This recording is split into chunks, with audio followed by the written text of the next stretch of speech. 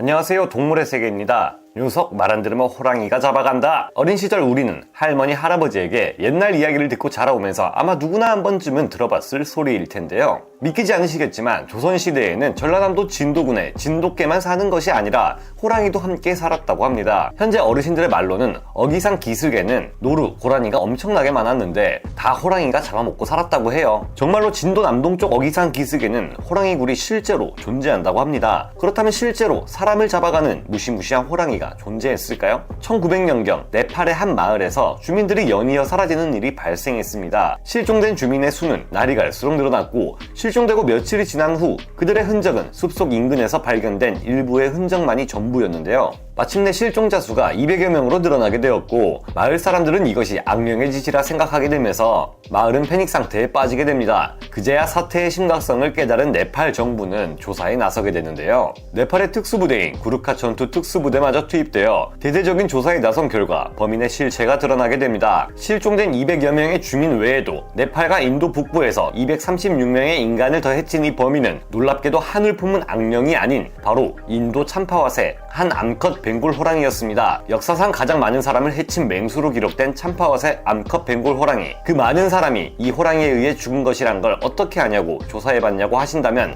할 말이 없어지지만 이 기록은 당시 네팔과 인도 북부에서 비슷한 시기에 사라진 사람들과 숲속에서 발견된 흔적들을 바탕에 카운팅했다고 하네요. 다시 본론으로 돌아가 네팔 정부가 특수부대를 동원해 이 벵골 호랑이를 잡으려고 했지만 이미 희생자는 400명이 넘은 상태였다고 합니다. 추적 끝에 네팔군은 호랑이를 추적하는 데 성공했으나 갖은 수단과 방법을 동원해봐도 호랑이는 도무지 잡히지 않았는데요. 이윽고 네팔군의 추적을 피해 인도의 쿠마온 지방으로 넘어간 이 호랑이는 그곳에서도 수많은 희생자를 내게 되었고 호랑이가 넘어왔다는 소식을 들은 인도 역시 모든 수단을 동원했지만 참파와새 호랑이는 영리한 데다 매우 민첩했기에 오히려 인간들을 비웃듯 활개치고 다닐 뿐이었습니다. 참파와새 호랑이는 인도에 내려와서도 사냥을 멈추지 않았는데요. 일주일에 한 번씩 사냥하는 호랑이의 습성과 맞아떨어지게 희생자는 일주일에 한 번꼴로 나타나게 됩니다.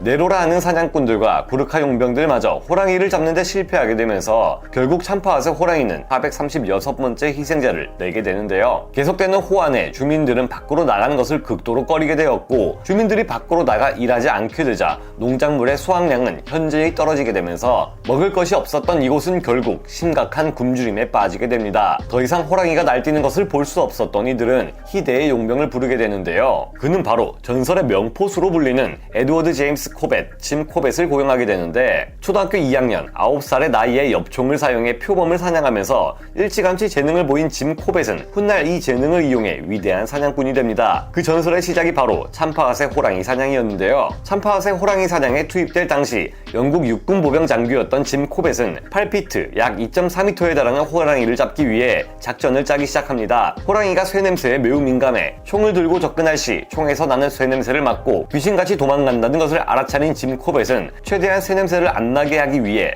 가진 방법을 다 동원하는데요. 한참 호랑이를 추적하고 있던 그때 이 호랑이는 또다시 사냥을 시작하게 됩니다. 또 다른 희생자를 낼 수 없었기에 짐 코벳은 핏자국을 추적해 위치를 파악하기 시작했고 새 냄새를 잘 맡는다는 것을 역이용하는 작전을 고안하게 되는데요. 지역 주민 수백 명을 동원해 소리를 내면서 새 냄새를 풍기며 산 꼭대기에서 호랑이를 몰기 시작하는 작전을 펼친 짐 코벳. 사람들이 호랑이를 몰아오는 동안 짐 코벳은 온몸에 진흙과 동물의 배설물을 뒤덮어 최대한 새 냄새를 감추고 호랑이가 달아날 만한 곳을 계산하여 매복하고 있었습니다. 짐 코벳의 작전은 정확히 적중했고 마침내 짐 코벳은 호랑이를 포획하는 데 성공하게 되는데요. 조사 결과 이 호랑이는 암컷으로 밝혀졌고 두 개의 치아가 심하게 부러져 있는 것을 발견할 수 있었습니다. 이 모든 것을 종합한 끝에 전문가들은 사냥함에 있어 어려움을 겪었던 호랑이가 비교적 사냥하기 쉬운 사람을 공격한 것이라고 추정했는데요. 하지만 일각에서는 참파와새 호랑이의 이빨이 부러진 것은 인간에 의해 공격을 당했기 때문이라고 합니다. 맹수 가운데 가장 공격적이고 위협적인 성질을 가진 호랑이는 본래 인간을 사냥하지 않는 것으로 알려진 동물인데요. 마치 상어들이 인간을 다른 먹잇감으로 인식하고 물었다가 바로 뱉어버리는 행위와 같이 호랑이가 보는 시선으로 인간들은 자신들처럼 네 발로 걷지 않는 이족보행하는 신기한 생명체일 뿐이라고 합니다. 물론 이것은 호랑이가 사냥에 실패해 굶주린 상태거나 나이가 들어 기력이 약해졌다거나 병약한 개체가 아니라는 전제가 있어야 하겠지만요.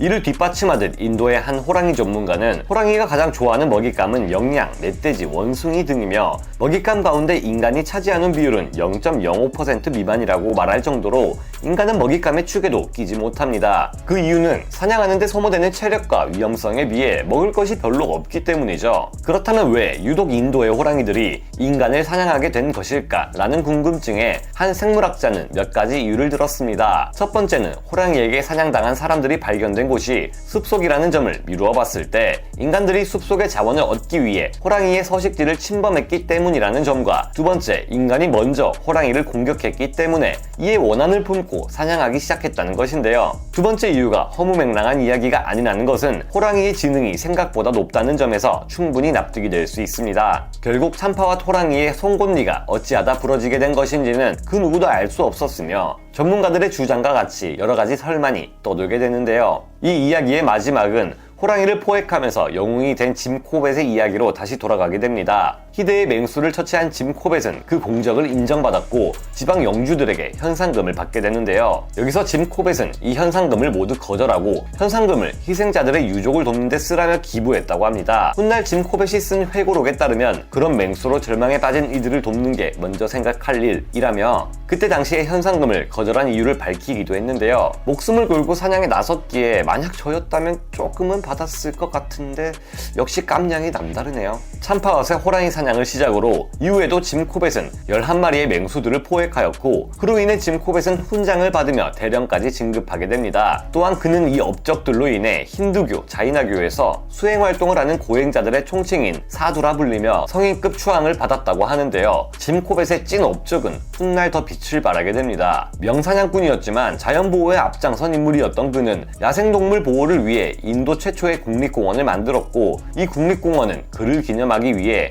이름을 짐 코벳 국립공원으로 부르게 되면서 인도에서 가장 오래되고 권위 있는 국립공원의 영광을 누리고 있습니다. 이것이 왜 진짜 업적이냐 하는 것에는 바로 짐 코벳이 활동하던 시기는 자연보호나 환경보전에 대한 개념이 잡혀있지 않은 시대였기 때문인데요. 당시 밀렵으로 돈벌 궁리만을 했던 다른 사냥꾼들과는 달리 짐 코벳은 맹수들이 왜 식인 행위를 하는가에 대해 깊이 고찰하고 연구한 사냥꾼이었습니다. 짐 코벳 역시 참파와의 호랑이를 조사하면서 부러진 이빨과 늙은 개체라는 것을 확인하고 야생에서의 정상적인 사냥이 불가했을 것이라고 이에 따라 마을로 내려와 가축과 인간들을 해쳤을 것이라고 지적하면서 야생동물과 인간의 서식지 구분을 철저히 하기 위해 힘을 쏟았는데요. 한편으론 사냥꾼과 자연보호운동가라는 것이 너무 모순적이지 않느냐고 말도 나오지만 짐 코벳이 포획한 맹수들은 전부 100명 이상의 희생자를 낸 동물들이었기에 이를 두려워해 야생동물들의 씨를 말리기 위해 더욱 궁지로 몰아넣는 인간과 궁지로 몰려 먹잇감 부족으로 인해 마을로 내려오는 맹수들의 악순환을 끊어낸 것에 의의가 있다고 봅니다. 동물의 세계였습니다.